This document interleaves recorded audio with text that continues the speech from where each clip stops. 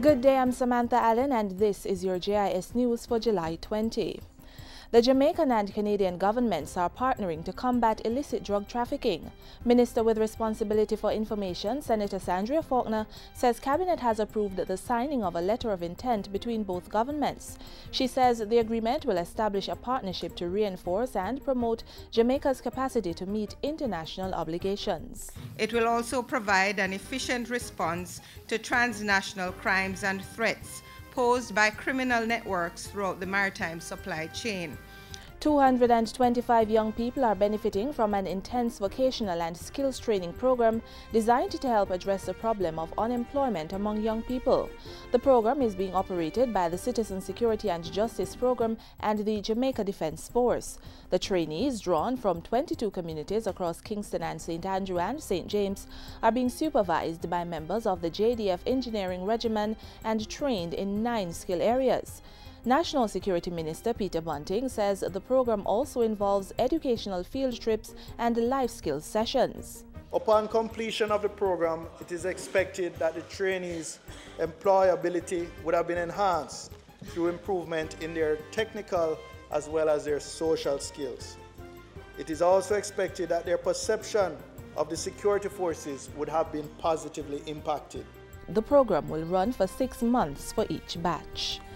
Government is looking to give the Consumer Affairs Commission wider powers to provide legal representation for all categories of consumers who file complaints against entities. To that end, State Minister for Industry, Investment and Commerce Sharon Folks Abrams says the Consumer Protection Act is to be amended. The State Minister says the Commission currently has no right to sue on behalf of members of the public at large and can only do so for minors or a complainant who is unable to act for him or herself due to death or infirmity. The proposed amendment seeks to change that and establish a tribunal that would reduce the time that matters are handled by the formal court system. Cabinet has approved a $649 million contract to Caterers in Motion Limited for the provision of dietary services at the Kingston Public, Victoria Jubilee and National Chest hospitals. Minister with responsibility for information, Senator Sandria Faulkner, says the contract is being awarded for 3 years. The Ministry of Health had advised that there had been no formal contract since Versier In-Flight Limited discontinued catering services in 2008.